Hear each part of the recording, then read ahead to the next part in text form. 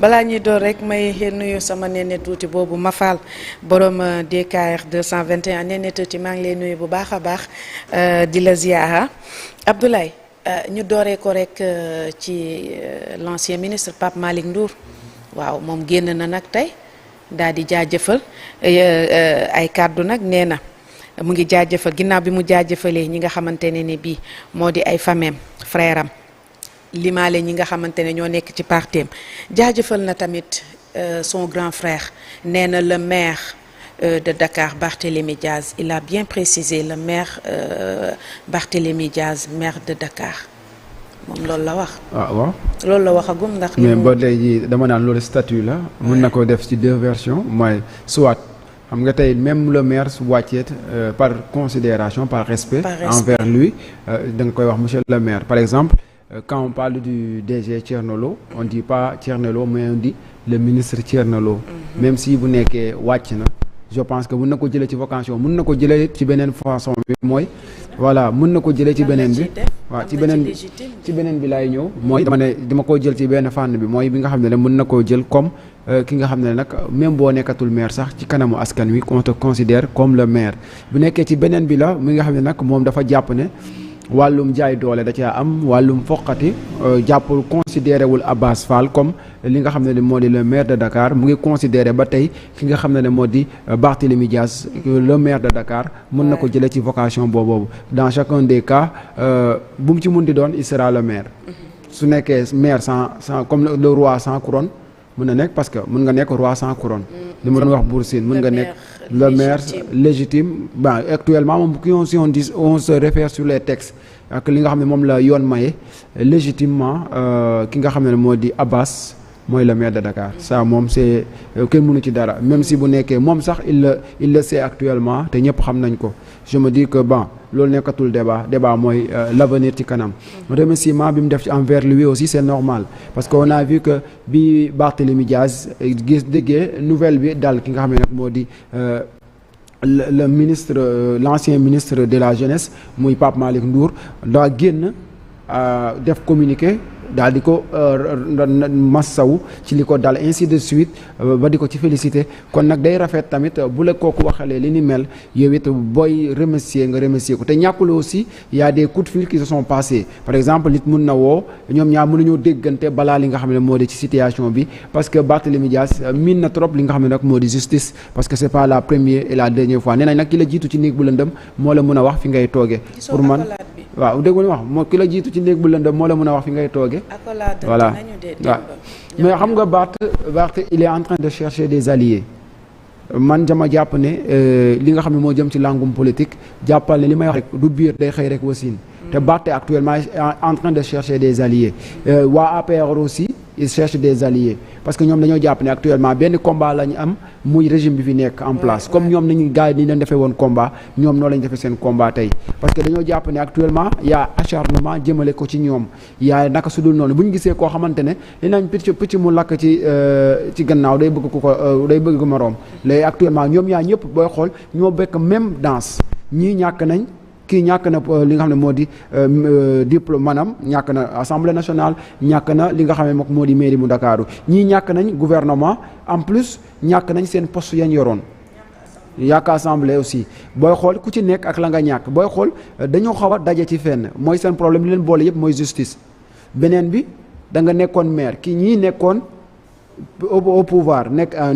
ay ministre président ainsi de suite bu ngeen dajee foog naa seen waxtaan day neex ki bëgg ko wéttali ak ki bëgg ko wéttali ak ki nga xam ne day wër fu mu fanaan foog naa tëjal buntu bi di leen boole actuellement nag c'est comme ça parce que ñoom ñaar ñëpp ñoo bokk li nga xam ne moo di seen situation je me dis que nag dañoo dal di daje googu nag moo tax Barth dama naan ce sera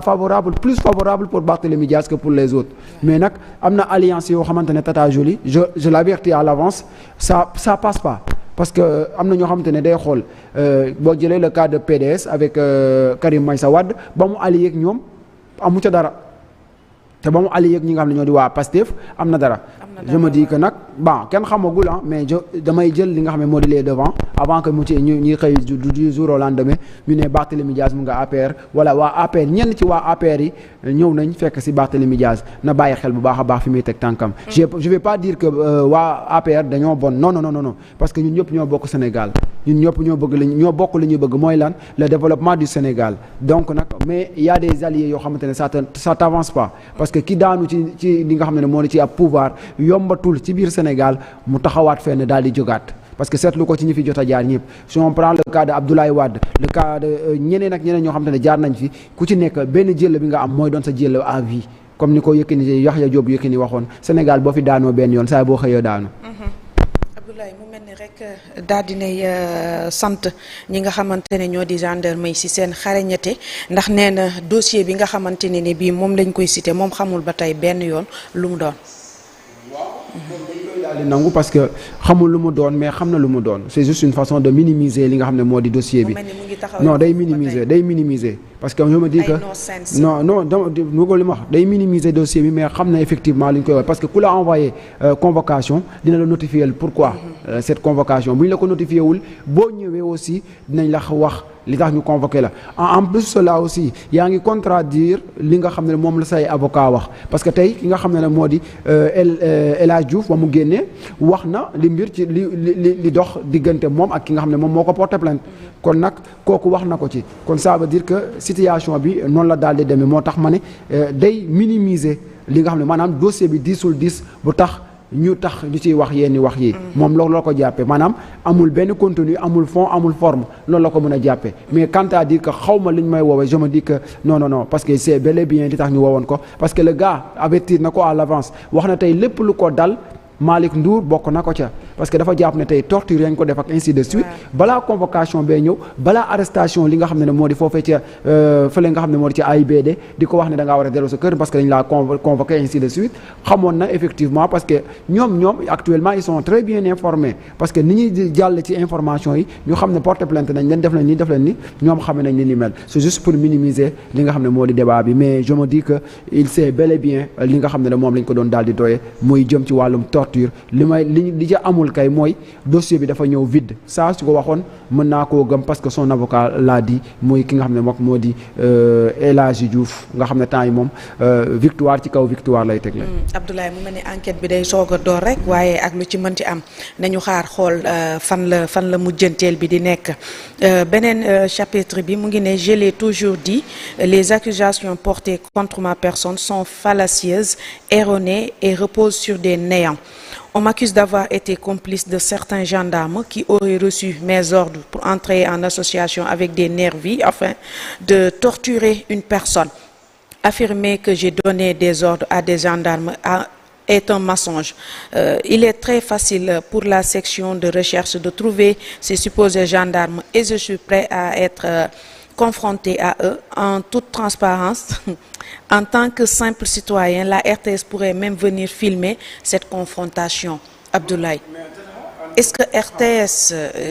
dafa jël télémaire moo tax télémaire lay jël parce que buñ ko xëccee ne mais télémaire lay jël mais je me dis que il fallait juste dire que médias yi mënoon nañoo ñëw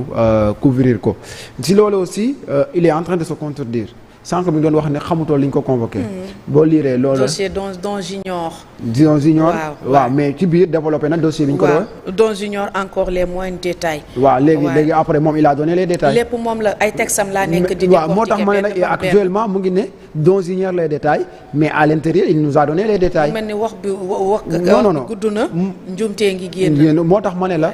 day minimiser li nga xam ne moo di li nga xam ne moom lañ ko woowee. mais au fond il sait bel et bien li tax ñu woo ko te il l'a expliqué. munoo ne dont j'ignore les détails te tu es en train de nous donner les détails. c'est ça c'est contradictoire aussi. munoo wax ne xawma ba pare commencer détailler ci li nga wax ne xamoo dara. en plus cela c'est ñu ngi wax ci li nga xam ne moo di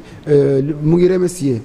parce que njëkk naa remercier ñi nga xam ne ñu di les gendarmes ci seen xarañteef. loolu dañu leen koy nangul parce que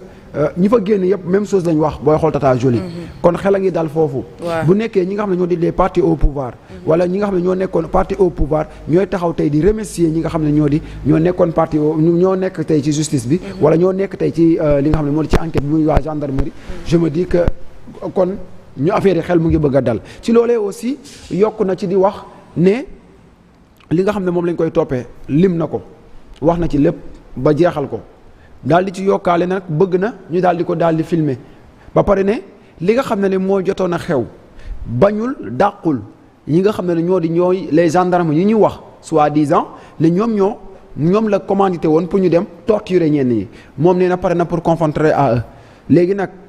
li des mooy ñu identifier d'abord ces gendarmes wala ces policiers wala qu'importe la cité le nom qu'on va les donner ñu jox leen loolu mais tey imaginez tey kan la ñuy woo c'est ça le problème kan il sait bel et bien que kan mooy taxaw ne man maa bokkoon ci ñu doon torturer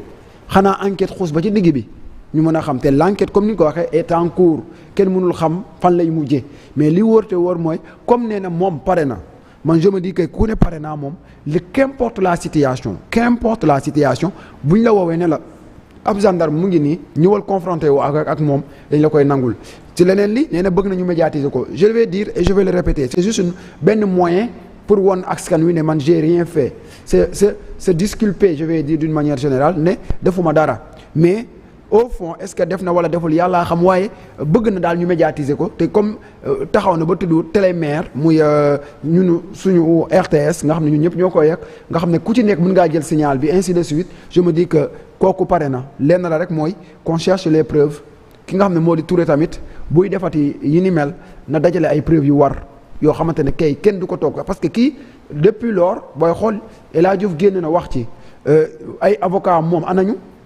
ana ay avocat am parce que normalement bu newul benn partie bi rek a war a wax beneen partie bi war nañoo mën a wax parce que moom moo porté plainte foog naa dina am ay avocat yu ko ñëw taxaw day layal ko moom wartu na du nekkul loxo yi neen ka la taxawee biir tribunal am na ñu mu àndaloon pourquoi ñooñu génnuñ wax qu'est-ce qui se casse wala dafa jëloon ay accusations teg ko noonu parce que actuellement il est en train de se ridiculiser en fait je sais pas si c'est vrai ou pas que dañ ko moom moo ko torturé ou pas je ne sais pas ndax fekkewu ma mais li wóor te wóor mooy man bu may accuser nit day fekk ma teg ko fu leer moom it bu mu nangu Malick Ndour bu nekkee tey li muy woote dëgg la bu mu nangu Malick Ndour jël les devants parce que lan li nga xam ne moom la Malick Ndour di def actuellement c'est comme si il a gagné la guerre et la bataille tout lépp la gagné rafle na tout amul lenn lu mu bañ lu mu bàyyi moo tax mu taxaw 1 2 3 di ko inciter mu daal di ñëwaat di ko inciter pour mu daal di ñëwaat je me dis que là il est en train de montrer que ñi fi nekk sax parce que moom yemul parce que communication bi les gens ne comprennent pas l'objectif c'est pas Pape Abdoulaye Touré l'objectif c'est ñi nekk ci kaw ñooñu lay waxal actuellement voilà ñi fi nekk voilà ñooñu lay waxal moom romb na dayoo ki mu seqal affaire yi parce que kii di Pape Abdoulaye c'est un jeune désœuvré déggoo li ma la wax moo tax ma ne la moom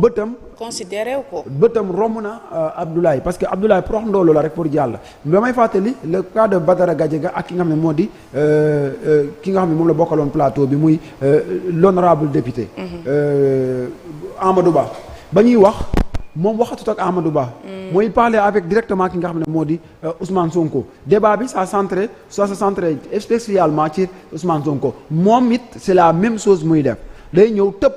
ki nga xam ne moo di l'élément bi nga xam ne moo ko porté plainte di séntu ña ca kaw a kaw ne leen yéen ma bëgg a saltel yéen a bëgg a gàkkal sama der mais jàppale ne dara du ci daal di am parce que man je suis clean je suis plus propre que le mot propre loolu leen gëmloo Abdoulaye mu ngi waat nag mu ngi waat de boobu ba léegi rek su waxtaanee rek lu mu kàddu yu mu teg buy daaneel ci suuf rek da ciy maye ay waat nee na ki nga xamante ne bii moo def yàlla na yàlla àtte daal di jeexalee ne j'ai la conscience tranquille et la tête haute en attendant la victoire finale si justice est rendue. c'est obligatoire aussi Tata Jolie parce que ki def sax des fois mu taxaw waat Tata Jolie da nga ngay gis koo xamante ne dafa def njombe taxaw waat gisuñu fi ku fi faat ba pare dem jaale ji ko ba jël ci micro yi di wax xam nga gis nañ fi loolu mais nag bu mu ñu bett ci Sénégal gi ñu nekk nii keneen di ko def mais je me dis pas que moo def mais dama ne bu mu ñu bett ci loolee aussi comme waat na te temps yi nag Sénégal waat dafa dëkkatul fenn gars yi léegi ñeme nañu ñeme yàlla goo xamante ne sañ nañoo jàkkaarloog léegi jël kaami bi teg ci léegi dóor ci seen loxo te dara du lañ ca fekk parce que yàlla moom yàkkamtiwul kenn waaye nag comme nee na gëm na ne ku ci def yàlla na ko yàlla àtte waaw nañ xaar parce que dama ne teel a yuuxu moom jaru ko nañu xaar li nga xam ne moo di verdict bi nga xam ne mu comme ne nañ l'enquête est en cours. laissons l'enquête se poursuivre après on verra li nga xam ne moo di finalité bi loolu rek laa ci mën a wax. ñu ñëw ci keneen ñeel Madiambal